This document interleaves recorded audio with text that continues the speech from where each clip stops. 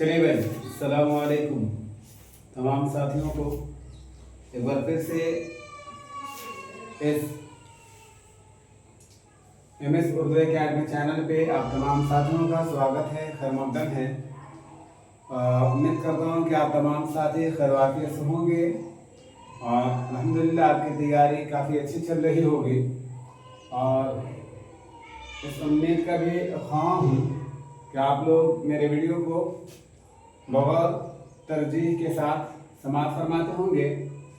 जैसा कि मैं आज से पहले वाली क्लास में शाह नदीम आबादी साहब के बारे में गुफ्तगू किया था, जो हमारा अगर बात कर लिया जाए तो lecture number 1 according to the Shah Nadeem आबादी अगर बात कर रहे हैं, और अगर हम लोग पूरे गज़ल की बात कर रहे हैं तो पूरी गज़ल में आई थिंक मेरे हिसाब से लेक्चर नंबर 11 या 12 होगा, वो आप डिसाइड कर लेंगे। और तमाम साथियों को जो खुसूसन नए साथी जुड़ रहे हैं, जो नए साथी क्लास के अंदर जुड़ रहे हैं, उनको मैं एक सूचना दे देना चाहूँगा, एक इन्फॉर्मेशन दे देना चाहूँगा कि जो भी मैं क्लास में डिस्कस करता हूँ इसको ऑलरेडी मैं शाम के क्लास में नाइट में 9:20 में लाइव क्लास आता हूँ। वहाँ पे तकरीबन 10 से 15 क्वेश्चन पे हम लोग डिस्कस करते हैं। कमेंट में आपको आंसर करना होता है लाइव क्लास के अंदर, जो भी मैं पूछता हूँ आप लोगों को आंसर करना होता है। उससे आपको बेनिफिट ये होता है कि जो कुछ भी आपके माइंड के अंदर है ना, वो सारी चीज़ें आप फौरन प्रेजेंट कर ले रहे हैं कि नहीं कर रहे हैं, ये ज़्यादा इंपॉर्टेंट है बनिस्बत इसके कि आपका कैसी तैयारी है। आपके दिमाग में बहुत सारे कंटेंट हैं, इसमें कोई दो राय नहीं है, लेकिन क्या आपको एज ए सिचुएशन हालात के मुताबिक वो सारी चीज़ें जहन नशी हैं, क्या वो चीज़ें निकल जा रही हैं? अगर निकल जा रही है तो वेल एंड गुड, और अगर नहीं तो फिर हमें उस पर ज़्यादा वर्क करने की ज़रूरत है। अभी मैं खास करके बता दूं उर्दू वालों के लिए, अभी एकदम कह सकते हैं कि बाहर आया हुआ है, हर तरफ से आप नोटिफिकेशन देखिए। अगर आप यूजीसी नेट किसी वजह से करेक्ट नहीं कर पा रहे हैं, किसी वजह से दुश्वारी हो रही है, तो आप समझ लीजिए उसी लेवल की तैयारी में आप एक और एग्जाम फेस कर सकते हैं स्टेट लेवल का। जैसे स्टेट में अगर हम लोग बात कर लें तो अभी आपने सुना होगा JPSC का फॉर्म अप्लाई हो रहा था, आपने कर लिया होगा, उम्मीद भी करता हूँ। अभी RPSC के बारे में आपने सुना होगा, शायद उसका भी फॉर्म अप्लाई हो रहा है। और एक और नोटिफिकेशन मैं आप लोगों को दे दूं, 25 तारीख से एक और फॉर्म अप्लाई होने को है। उसमें अगर आप लोग किसी वजह से डेट में नहीं अगर भरे हैं तो डेफिनेटली याद रखिएगा कि MP का भी टेट आ गया है, वहाँ आप अप्लाई कर सकते हैं। वहाँ पे भी आपका सिलेबस एकदम सेम हूबहू यही रहने वाला है। जो नए साथी हैं उनसे अगर हम बात करना चाहूँगा, अगर सिलेबस पे थोड़ी बहुत फोकस करना चाहूँ तो आपको मालूम होना चाहिए कि आपका प्रॉपर पेपर जो है, प्रोफेशनल पेपर जो उर्दू जबान की पेपर है, इससे आपका 10 यूनिट होते हैं। एक यूनिट, हर यूनिट से 10 क्वेश्चन उठाए जाते हैं। अब ये बात मत लेकर के बैठ जाइएगा कि एक यूनिट से 10 ही क्वेश्चन उठाए जाते हैं, कहीं से कम बेश भी आपको देखने को मिल जाता है। जैसे अफसाने से, दास्तान से या इसी तरह नॉवेल से कहीं से ज़्यादा भी मदद उठा लिया जाता है, किसी यूनिट से कुछ कम भी कर दिया जाता है। बट ये ध्यान में रखना है कि हमको 10 यूनिट की तैयारी करनी होती है। और एक जनरल पेपर होता है जिसमें ऑलरेडी 50 नंबर का क्वेश्चन पूछा जाता है, वैल्यू होता है 100 नंबर का, और मतलब आपको 50 क्वेश्चन अटेम्प्ट करने होते हैं, 100 अंक आपको मिलता है, ये ध्यान में रखिएगा। इसी तरह उर्दू में अगर आप उर्दू का 100 प्रश्न हल करते हैं, नंबर मिलता है आपको 200। तो स्टेट का भी कुछ सिलेबस सेम हूबहू ऐसा ही है। अगर आप यूजीसी नेट की तैयारी कर रहे हैं तो मैं आपसे ज़रूर गुजारिश करूंगा कि थोड़े से अपने पैकेट के बैलेंस को बचा करके रखें, ताकि आपको फॉर्म भरने में आसानी हो। बेट का भी नोटिफिकेशन आने को ही है, बहुत जल्दी यहाँ भी अप्लाई होने वाला है। तो आप लोग अभी से ही पॉकेट मनी पर थोड़ा सा पकड़ बनाएं, ताकि आपके पास 500, 700, 1000 रुपया रहे, आपको फॉर्म अप्लाई करने में किसी तरह की कोई दुश्वारी ना हो। तो MP का भी फॉर्म आने वाला है, आप लोग बी एक्टिव से अपने आप को एकदम तैयार करके रखिए, वहाँ पे भी आप फॉर्म डालिएगा। और इंशाल्लाह मैं आप लोगों को बता दूं, इस प्लेटफॉर्म के जरिए से आपको मुकम्मल तरीके से तैयारी कराई जाएगी। और बस इस बार दिसंबर तक इंशाल्लाह इंतजार कर लें। दिसंबर के बाद वाला सेशन में, मतलब जनवरी से मतलब जून वाला, अगला जून वाला सेशन में इंशाल्लाह इस प्लेटफॉर्म से आपको दोनों पेपर की तैयारी कराई जाएगी, जनरल पेपर की भी तैयारी कराई जाएगी, और अपना जो उर्दू पेपर है इसकी भी मुकम्मल तरीके से तैयारी कराई जाएगी। यहाँ तक की बात आप लोगों को समझ में आ गया होगा। ये क्लास तमाम साथियों के लिए भी जरूरी है, जो साथी किसी भी स्टेट का टीचर से रिलेटेड या फिर कोई ऐसे एग्जाम का तैयारी कर रहे हैं जिसमें उर्दू अदब से मुताल्लिक सवाल आते हैं, तो उन सारे लोगों के लिए क्लास बहुत इंपॉर्टेंट है। आप लोग इस क्लास को देखना मिस ना करें, जरूर देखिएगा। नए साथियों को मैं एक इन्फॉर्मेशन दे देना चाहूंगा कि आपका पहला यूनिट और दूसरा यूनिट मुकम्मल तरीके से बाकायदा तौर पे कंप्लीट हो गया है। अगर आपने नहीं देखा है तो आप जा करके देख लीजिएगा प्लीज। प्लेलिस्ट बना करके इसी चैनल पे रख दिया गया है, आप वहां से सारी चीजें देख सकते हैं। टीचर्स वाले जितने भी टीचर्स की तैयारी कर रहे हैं उनको भी मैं बताऊं, आप उर्दू अदब से तैयारी कर रहे हो तो आप क्लास के अंदर बने रहिए, आपके लिए वेल एंड गुड है। और अगर आप कवायद से मुताल्लिक उर्दू कवायद से मुताल्लिक अगर आप क्लास लेना चाहते हैं तो मैं आपको बता देना चाहूँगा कि प्ले लिस्ट के अंदर स्टेट वाला जाकर के क्लास आप देख लेंगे। मैं वहाँ पे उर्दू कवायद को मुकम्मल तरीके से कवर किया है। यूनिट नंबर 1 भी आप देख सकते हैं यूनिसेनेट वाला, वहाँ पे भी कुछ कवायद पे बात हुई है, लेकिन बहुत ज़्यादा इसके अंदर पॉइंट मैंने नहीं दिया था, इसलिए नहीं दिया था कि कवायद से मुताल्लिक सवाल यहाँ नहीं बनते हैं। इसलिए आपके लिए एक रहनुमाई के तौर पे मैं बता देना चाहूँगा। देखो, कई बार एक बात याद रखिएगा, मैं बता देना चाहूँगा कि किस तरह की तैयारी करनी है। किसी भी एग्जाम की तैयारी जब करने के लिए हम इरादा करें तो तैयारी कैसी करनी है, क्या पढ़ना है और क्या छोड़ना है। आज के दौर में अगर बहुत ज़्यादा ये इम्पोर्टेंट है कि हमें क्या पढ़ना है, तो ये भी हमारे लिए बहुत इंपॉर्टेंट है कि हमें छोड़ना क्या है। आप इसका अंदाजा प्रीवियस ईयर पेपर से लगा सकते हैं कि प्रीवियस ईयर पेपर में किस तरह का क्वेश्चन फॉर्म किया जाता है। हूबहू वैसे ही क्वेश्चन फॉर्म किए जाते हैं, मेथड सेम होता है, सिर्फ फॉर्म बदल दिए जाते हैं। इसलिए आप लोग प्रीवियस ईयर क्वेश्चन देखना ना भूलें। अब 2020 के बाद से जो इस बार इरादा है, हाँ है इस बार कि मुझे इस बार जेआरएफ लेना ही लेना है, मुझे इस बार नेट क्वालिफाई करना ही करना है, या मुझे जेट इस बार क्वालिफाई करना ही करना है। जेट वाले तो और एकदम लग जाएगी ये करके, क्या है कि स्टेट का नोटिफिकेशन और स्टेट की वैकेंसी बहुत ये के बाद आती है भाई। तकरीबन इसके बारे में हम लोग बात कर रहे हैं तो तकरीबन लगता है 10-12 साल के बाद ये ऑलरेडी आई है, तो इसमें लग जाइए। आपका एकदम सिलेबस सेम होने वाला है। बस आप ये रखिए कि वहाँ पे लेवल 20 होता है, या फिर ये कह लीजिए कि वहाँ का लेवल यूजीसी नेट का लेवल अगर 100 है तो इसका लेवल 90 है। मतलब आप अगर यूजीसी नेट नहीं क्वालिफाई कर रहे हैं तो आपके लिए बहुत अच्छी अपॉर्चुनिटी है कि आप स्टेट के जरिए आप अपने सपने को, अपने ड्रीम को मंजिल मकसूद तक पहुँचा सकते हैं। मतलब इस क्लास के जरिए आप यकीन मानिए मैं ऐसी तैयारी करा दूंगा, डेफिनेटली करा दूंगा। अब देखिए, तैयारी कराने का मकसद क्या होता है कि आप वही तैयारी करा सकते हैं जो ऑलरेडी इस चीज को झेल करके आया है। वो जानता है कि किस तरह के क्वेश्चन बनाए जाते हैं। आप जहाँ हर जगह से, मैं ये नहीं कहता कि आप यहीं आकर के तैयारी करें, आप कहीं से भी तैयारी कर लो, मुझे कोई इससे सरोकार नहीं, मुझे कोई मतलब नहीं। आप जिस पे ट्रस्ट करते हो, आप जिस पे विश्वास करते हो, वहां से आप तैयारी कीजिए, मुकम्मल तरीके से तैयारी कीजिए। कहने का मकसद ये है कि लगन के साथ तैयारी कीजिए। आप टीचर की सिलेक्शन करें तो जरा सा ये ध्यान में रखें कि क्या उसने भी इस एग्जाम में बैठा है। अगर वो बैठा है, देखो यहाँ पे 2 चीजें होती हैं। अगर वो बैठा है, अगर वो क्वालिफाई नहीं है तो भी कोई दिक्कत नहीं भाई, एक्सपीरियंस आ जाती है। और अगर वो बैठा ही नहीं है, बहुत सारे आपको असातिज़ा ऐसे मिल जाएंगे, बहुत सारे टीचर्स आपको ऐसे मिल जाएंगे जो एग्जाम क्वालिफाइड है, नंबरात उनके बहुत अच्छे हैं, स्कोर बहुत अच्छा किए थे, लेकिन उसके बावजूद भी पढ़ाने का अंदाज नहीं है, पढ़ाने का कैसे पढ़ाना है बच्चों को, यही सारी चीजें होती हैं। और अगर कोई इंसान बैठा है, क्वालिफाई नहीं कर पा रहा, इसका मतलब ये नहीं कि उसके पास एक्सपीरियंस नहीं है, तजुर्बा नहीं है। डेफिनेटली है, आप ट्रस्ट कर सकते हैं, विश्वास कर सकते हैं, आप उनके चैनल से जुड़ सकते हैं और डेफिनेटली आप तैयारी कर सकते हैं अच्छे तरीके से। यहाँ तक के बात समझ में आ गई। मतलब आपके पास अभी कई सारे अपॉर्चुनिटीज हैं। अगर आपका सपना है कि मैं भी असिस्टेंट प्रोफेसर बनूं, हम भी मतलब स्टेट का या सेंट्रल लेवल का यूनिवर्सिटियों के अंदर मैं भी अपना एक मकाम बनाऊं, मैं भी एक अपना ओहदा लूं, मैं भी एक प्रोफेसर के हैसियत से जाना जाऊं, हमारा सोसाइटी में भी एक नाम हो, एक पहचान हो, एक पकड़ हो, तो डेफिनेटली आपको कुछ ना कुछ करना पड़ेगा। हमने बोला ना कि हजारों साल नरगिस अपनी बेनूरी पे रोती है, हजारों साल नरगिस अपनी बेनूरी पे रोती है, बड़े मुद्दत से होता है चमन में दीदवर पैदा। तो यही बात है कि आप अपने आप को अगर कोई मकाम देना चाहते हैं, अगर आप चाहते हैं कि हमारा कोई ओहदा हो, हमारा कोई पोजीशन हो, हमें समाज के अंदर, सोसाइटी के अंदर इज्जत मिले, तो डेफिनेटली आपको घुलना पड़ेगा, आपको पिघलना पड़ेगा, आपको उसके लिए संघर्ष करना पड़ेगा। मालूम है जब एग्जाम निकाल करके आते हैं, जब सोसाइटी में आते हैं, पहचान बनती है, तो लोग फिर वही जो एक दिन आप ये कहा करते थे यानी इससे कुछ नहीं होगा, वही एक दिन आपको ये कहने पर मजबूर हो जाते हैं कि मुझे मालूम था कि ये बच्चा एक दिन नाम करने वाला है। तो वही चीज उस मकाम को हासिल करने के लिए आपको लोग 10 लोग इज्जत की निगाह से देखें, आपका सोसाइटी के अंदर एक इज्जत हो, एक सम्मान हो, तो इसके लिए आपको भुलाना पड़ेगा, आपको भूलना पड़ेगा। ये मैटर नहीं करता। कई साथी हमारे, कई स्टूडेंट हमारे चैनल से जुड़े हुए हैं जिनका मकसद ये होता है कि सर फलाने एग्जाम क्वालिफाई कर लेने के बाद सैलरी क्या होगी। अरे भैया सैलरी की बात मत करो।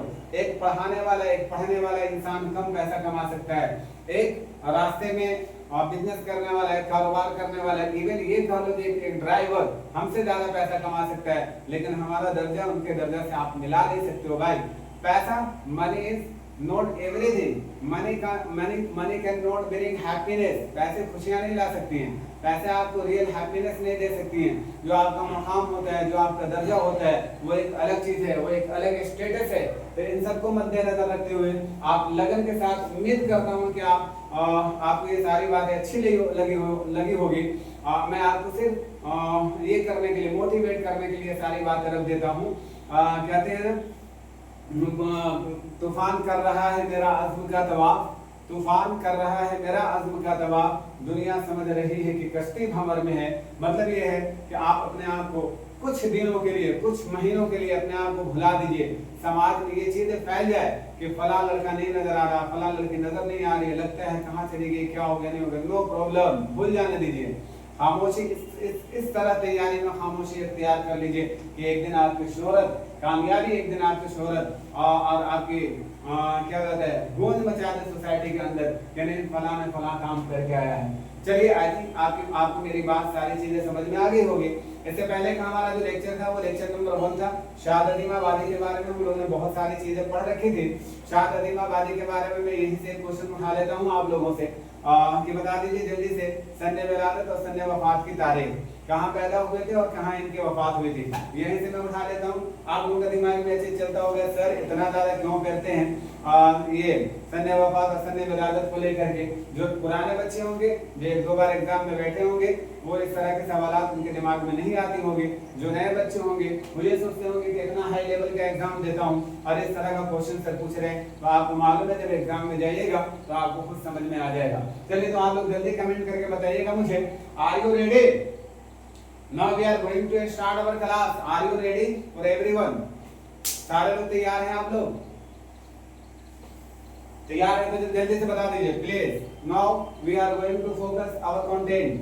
चले हम लोग चलते हैं, अपने फोकस करते हैं इस पे।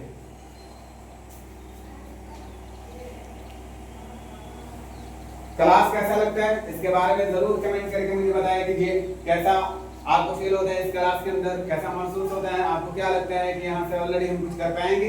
अगर कर पाएंगे तो जरूर इसके लिए मैं मुतमन्नी हूँ कि आप लोग मुझे जरूर कमेंट करके बताया कीजिए कि आपको क्लास कैसा लगता है। आते हैं जरा सा देखते हैं आज की क्लास को। मुख्तसर ही क्लास है लेकिन बहुत इंपॉर्टेंट क्लास है, जरा सा हम देखते हैं और उम्मीद करता हूँ कि आप लोग कमेंट करके जरूर आंसर कीजिएगा।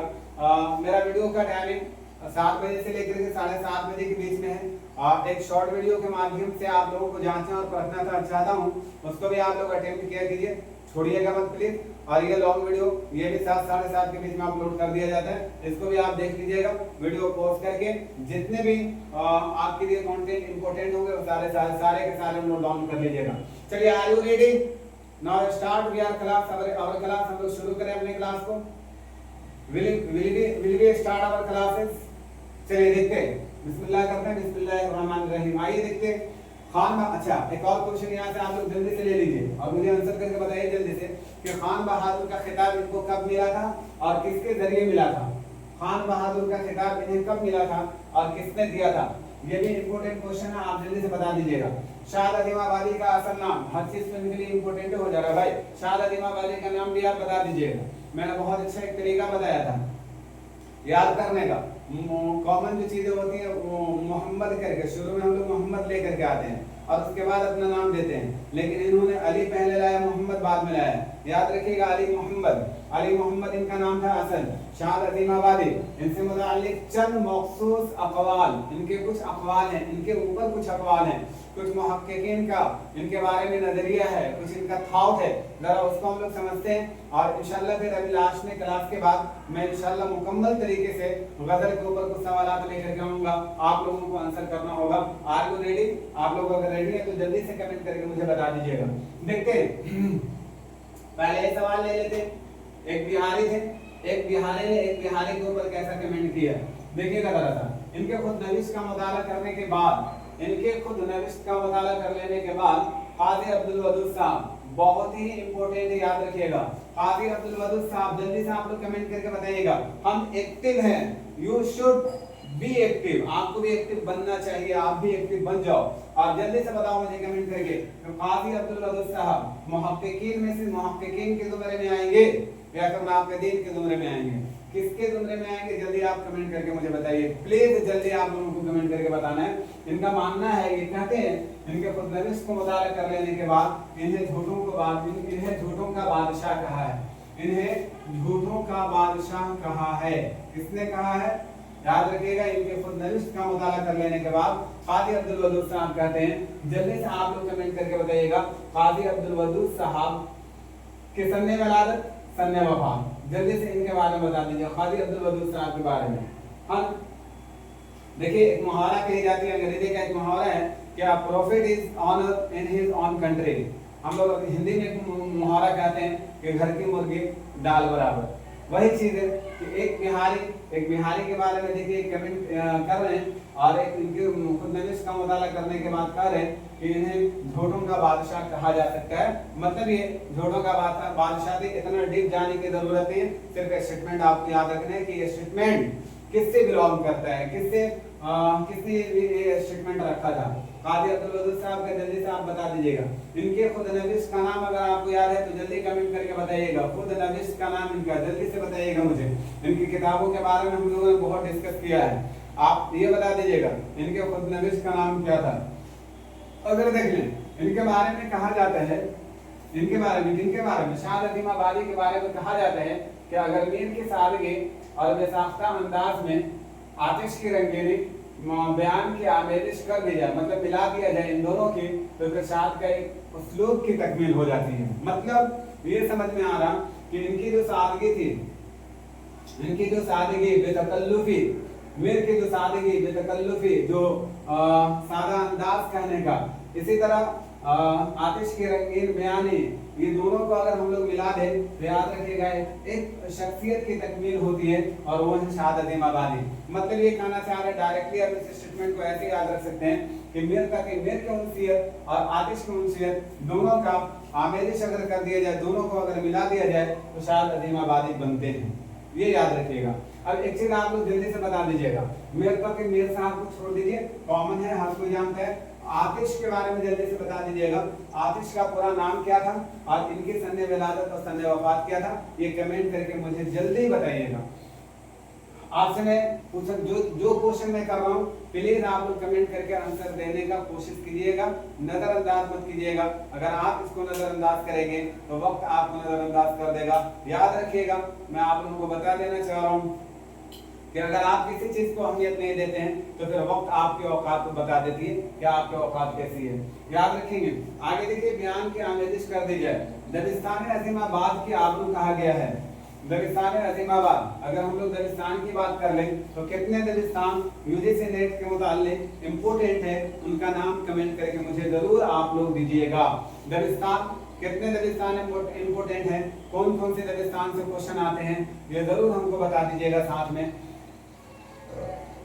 दबिस्तान अजीमाबाद के आबरू कहा है नूरुल हसन नकवी ने, नूरुल हसन नकवी साहब ने दबिस्तान अजीमाबाद के आबरू कहा है शाद अजीमाबादी को। शाद अजीमाबादी से एक और क्वेश्चन ले लीजिएगा, जल्दी से आप लोग कर दीजिएगा।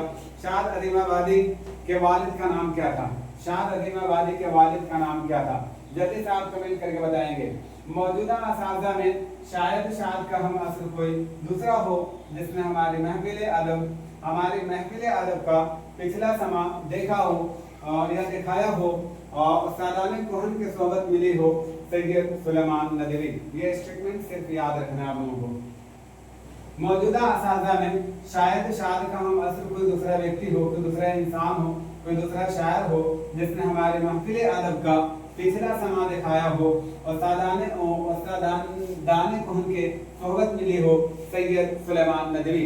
जल्दी से आप लोग एक कमेंट करके मुझे बताइएगा सैयद सुलेमान नदवी की साले विलादत और साले वफात कब पैदा हुए थे, कहाँ पैदा हुए थे। और याद रखिएगा एक बहुत अच्छी किताब है सीरतुन नबी सल्लल्लाहु अलैहि वसल्लम से मुताल्लिक जो अल्लामा शिबली नुमानी साहब ने तहरीर करना शुरू किया था, 5 जिल्दों पर मुश्तमिल है, जिसका एक जिल्द लिखने के बाद उनका इंतकाल हो जाता है। उसके बाद उस किताब को तहरीर करने वाले 4 जिल्दों में वो कौन सी शख्सियत थी उसके बारे में जरूर कमेंट करके मुझे आप बताइएगा। सैयद सुलेमान नदवी का मानना है कि इनको इस जमाने का मीर कहा जा सकता है, मतलब इस जमाने का मीर सैयद सुलेमान नदवी के जमाने में या फिर कह दीजिए शाद अजीमाबादी साहब के जमाने में हम इनको कह सकते हैं कि वो उस जमाने का जिस जमाने में ये लोग थे उस जमाने में मीर उस जमाने के थे सैयद सुलेमान नदवी का मानना है। इनका मानना है सैयद सुलेमान नदवी। अब इसको एक तरह से और ध्यान में बैठा लीजिए, बहुत आसान तरीका है बैठाने का। अगर इनकी एक कमेंट अगर देख लिया जाए, अगर एक स्टेटमेंट देखा जाए तो मुझे कहीं ना कहीं मनफी नजर आ रहे हैं और वो भी बिहार से ही मुताल्लिक थे। अच्छा, सैयद सुलेमान नदवी कहाँ से ताल्लुक रखते थे इसके बारे में भी आप लोग कमेंट कीजिएगा, इसके बारे में भी आप लोग जरूर कमेंट कीजिएगा। तो इनका एक ही ऐसा नेगेटिव हमको स्टेटमेंट दिख रहा जो काजी अब्दुल वदूद साहब से मुताल्लिक है।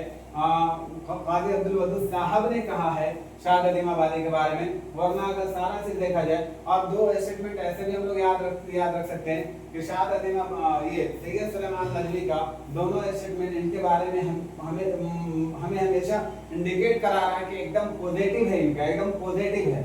नूरुल हसन नकवी के बारे में ये हम लोग याद रखेंगे कि इन्होंने मीर साहब को और आतिश साहब को, इन दोनों का आमेजिश को मिलाने के लिए कहा है और मिला करके जब देखते हैं तो शाद का उसलूब जाहिर होता है। यहाँ तक के बात समझ में आ गई? यस और नो? कुछ पॉइंट थे जो हमारे लिए बहुत इम्पोर्टेंट थे, जहाँ से क्वेश्चन बनाए जा सकते हैं आगे भी। और ये स्टेट वाले आप लोग तो एकदम इन सब चीजों को मत छोड़िएगा।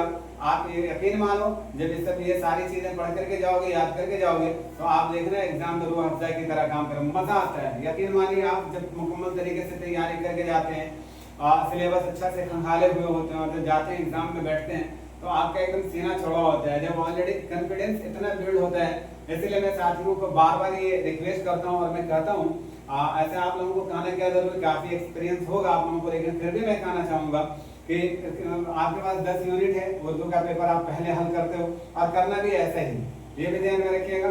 जो पेपर आपका वीक है उसको छोड़ देना पीछे जाने के लिए, और जो पेपर आपका स्ट्रॉन्ग है वहां से करना। और ये भी याद रखना जो पेपर स्ट्रॉन्ग हो उसमें भी ये तरीका अपनाना, ये तरीका को फॉलो करना कि जो उसमें आपका यूनिट बहुत स्ट्रॉन्ग है, जिसमें आपको लगता है कि 10 में 10 हम कर जाएंगे, 20 में 18 कर जाएंगे, 15 में 12-13 कर जाएंगे, तो वहीं से आप शुरू करना।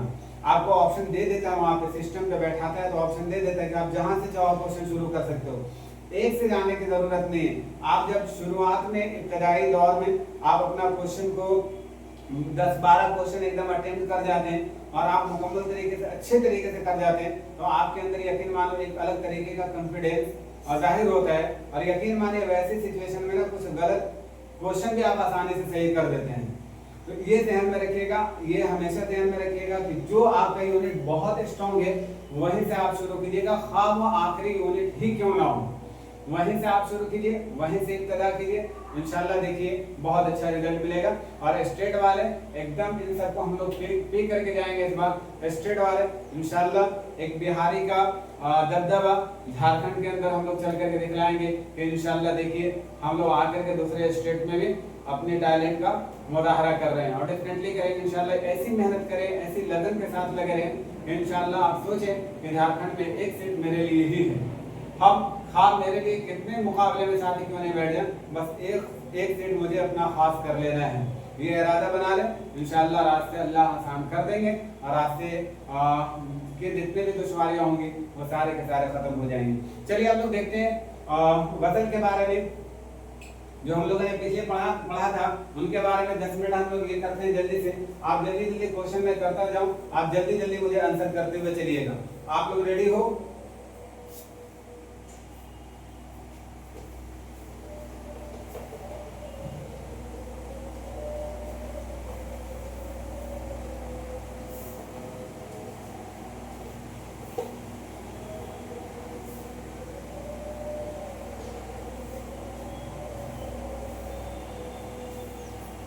कुछ क्वेश्चन लेकर के आ रहा हूं आपसे, जल्दी से आप लोग बताइएगा,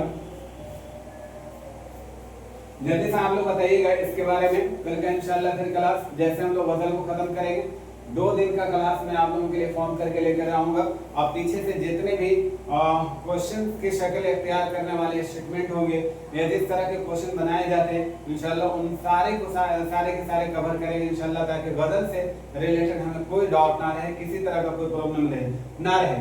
अब रही बात अशार के बारे में, यहाँ से भी हमें डाउट होता है, कहीं कहीं से अशार डाल करके पूछ लेते हैं, तो इंशाल्लाह इसके बारे में भी हम कुछ कॉन्सेप्ट लेकर के आएंगे, कुछ तरीके आप लोगों को बताएंगे कि हम लोग कैसे अप्रोच करें अशार वाले जो ये बन करके आते हैं, अशार वाले जो क्वेश्चन बन के आते हैं उनके, तो उनके लिए मैं बताऊंगा कि इनका तर्ज क्या रहा है, कैसे क्या कहने का क्या सादगी रही है, क्या लचक रहा है, क्या लफ्ज़ से रही है, इन सारी चीज़ों को मतलब कुछ ना कुछ तरीका ऐसा मैं बताऊंगा जिससे आप लोगों को आसानी से ये समझ में आ जाए कि नहीं ये मेथड को अगर हम लोग फॉलो करें तो डेफिनेटली हम लोग अशार वाले कलाम वाले क्वेश्चन पे भी पकड़ बना सकते हैं। तो इंशाल्लाह 2 क्लास उसके लिए भी लेकर के आएंगे। एक जरा चिंता ना करें, विश्वास बना करके रखें, एक फेथ बना करके रखें, इंशाल्लाह जरूर उन सारे कंटेंट प्रोवाइड करा दूंगा जो एग्जाम से रिलेटेड आपके लिए इंपॉर्टेंट होंगे।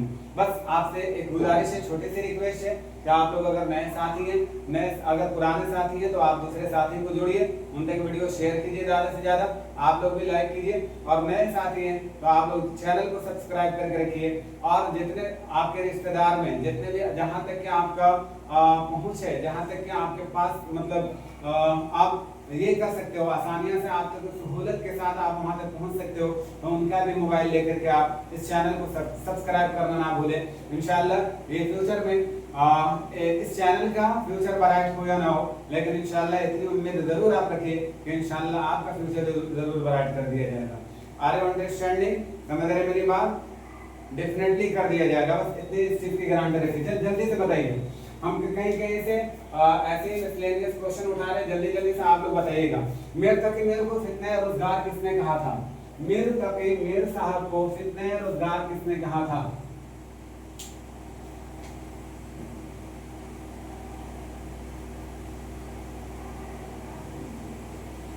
मीर को फितने रोजगार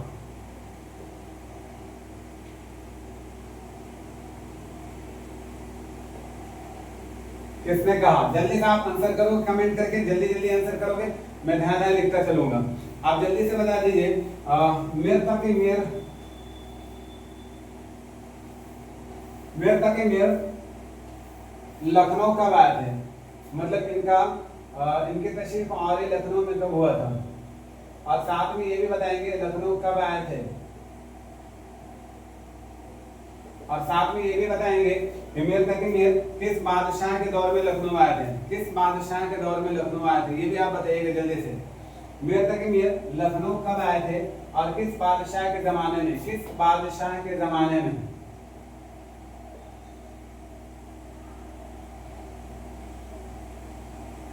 किस बादशाह के दौर में लखनऊ आए थे? जल्दी से आप कमेंट करके बताइएगा, जल्दी से आप कमेंट करके बताइएगा। चलिए तीसरा क्वेश्चन ये लीजिए, जल्दी से आप लोग जल्दी से क्वेश्चन लीजिए, आप बताइए जल्दी से। किसके कलाम को या किसके दीवान को शमाली हिंद और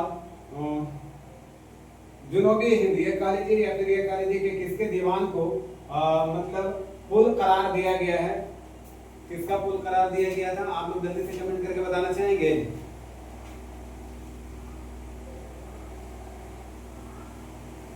हाँ, किनके कलाम को शिमाल और जनूबी हिंद के दरमियान, शिमाल और जनूबी हिंद के दरमियान लिसानी अदबी पुल करार दिया गया था? किसके दीवान को, किसके दीवान को, जल्दी से आंसर कीजिएगा, किसके दीवान को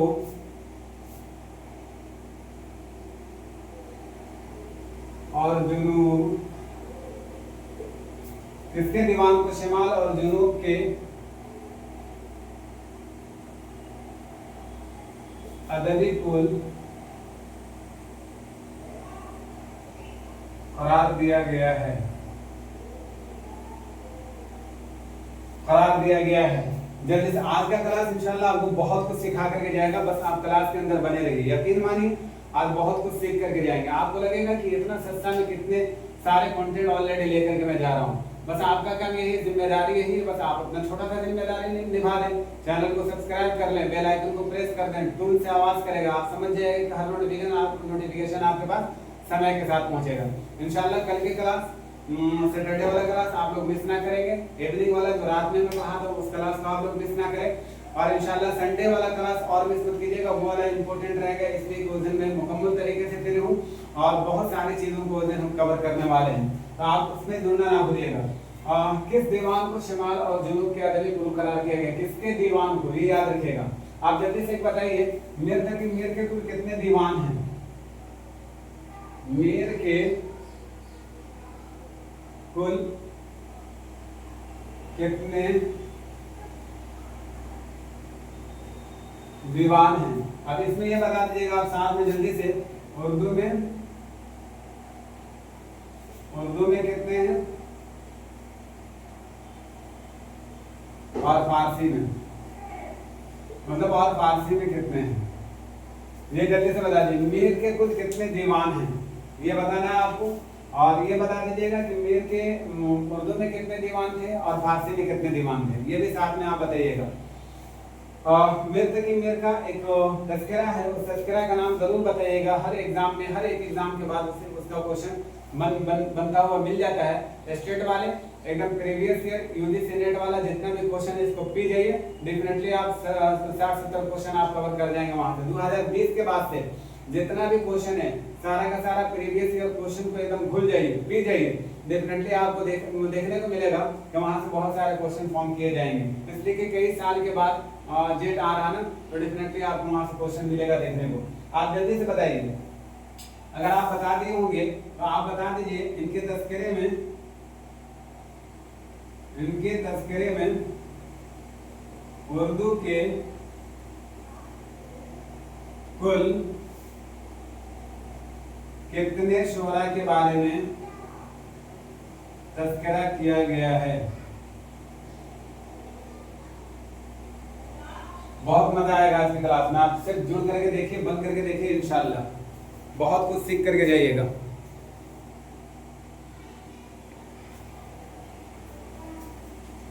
चलिए बताइए इस तज़किरा के बारे में, इस तज़किरा के बारे में हम तो नाम नहीं ले रहे, नाम लेने तो जाहिर हो जाएगा। इस मतलब मीर के तज़किरा के जवाब में कौन सी किताब या कौन सी तज़किरा लिखी गई थी?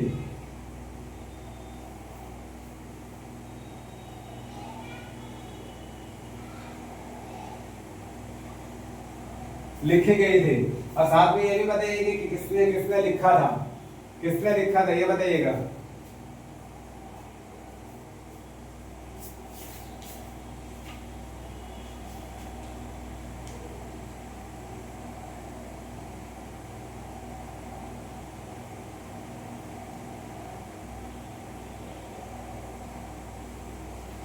आप जल्दी से बता दीजिएगा, क्वेश्चन और भी यहाँ से फटाक से सब देखिए कितना आपकी तैयारी अच्छी है। वली दखनी के हम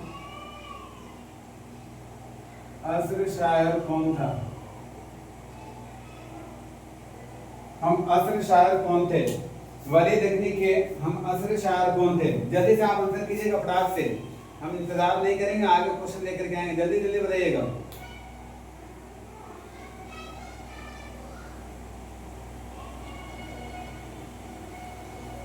वली दखनी के बारे में, वली दखनी साहब के बारे में देखिए,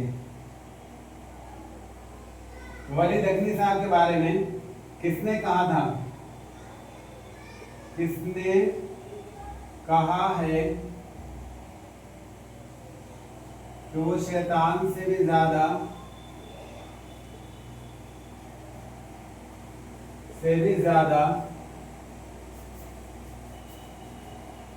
शैतान से भी ज्यादा चालाक है। ये किसका स्टेटमेंट है, किसने कहा था वलीद अख्तर साहब के बारे में कि वो शैतान से भी ज्यादा चालाक या मशहूर है। मशहूर का वर्ड था, मशहूर का वर्ड था।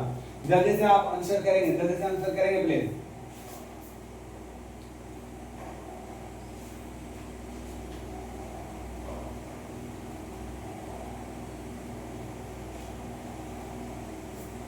किस शायर ने, किस गजलगो शायर ने अपने कलाम को,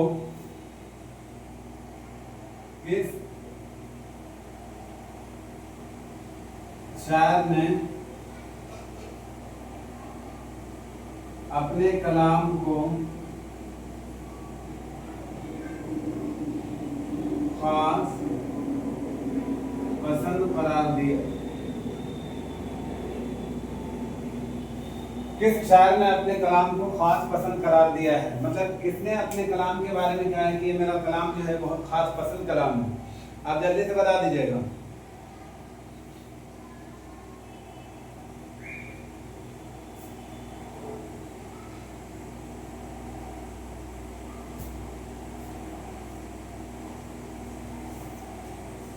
आप जल्दी से क्वेश्चन और लीजिए, आंसर करने का कोशिश कीजिएगा।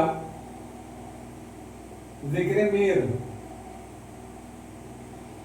जिक्र मीर क्या है, इसकी इशार,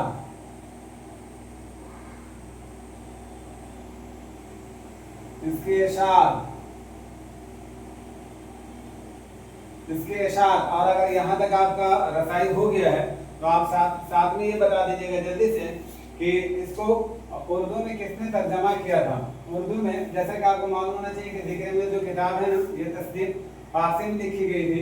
और ये क्या है वो आपको आंसर करना है, इसके इशार की तारीख आपको बता देना है। और ये बता दीजिएगा कि उर्दू में किसने तर्जमा किया था, तर्जमा किया था। कैसा लग रहा है क्लास, जल्दी से कमेंट करके बताइए प्लीज। लग रहा है कि सीख रहे हैं कुछ, बस ये कॉन्फिडेंस बिल्ड कर लीजिए, इंशाल्लाह बहुत कुछ सीख करके जाइएगा। ये वादा मैं कर रहा हूँ, आप अपने टाइम को यहाँ पे दीजिए, स्पेंड कीजिए, इंशाल्लाह बहुत कुछ सीख करके जाएंगे।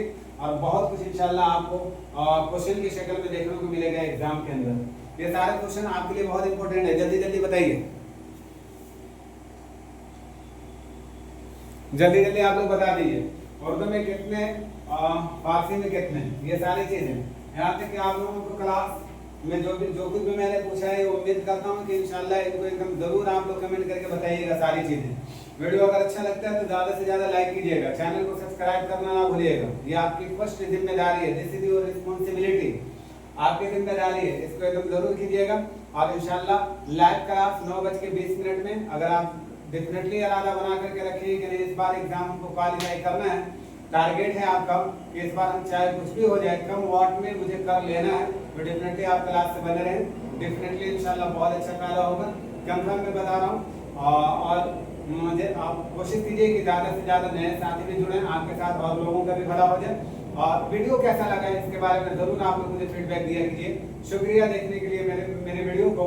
और इंशाल्लाह इवनिंग वाला क्लास 9:20 में जो चलता है वो चलेगा ही चलेगा, आप लोग जरूर जुड़िएगा। और इस वीडियो को मैं इंशाल्लाह 7 साढ़े 7 के बीच में अपलोड कर दूंगा, आप लोग इस वीडियो को जरूर वॉच कर लीजिएगा। मैं आप लोगों को इस चीज़ के लिए जर्रा बराबर भी नहीं परेशान करूंगा, तंग करूंगा कि आप लोग बैठ करके सिर्फ याद कीजिए। आप वीडियो को एक बार ना, 2 बार ना, 3 बार, 4 बार से ही आप देख लेंगे, इंशाल्लाह सारा कॉन्सेप्ट आपका माइंड में क्लियर हो जाएगा। मिलते हैं इंशाल्लाह नेक्स्ट क्लास में, दीजिए मुझे इजाजत, खुदा हाफिज़। और अगर मेरे तरफ से किसी को किसी वजह से तकलीफ हुई हो तो मैं आप लोगों से देखिए एकदम माफी का तलबगार हूँ, तालिब हूँ। आप लोग मुझे उम्मीद करता है एक छोटे भाई के नाते जरूर माफ कीजिएगा। मिलते हैं इंशाल्लाह कल के क्लास में। अल्लाह हाफिज़, खुदा हाफिज़।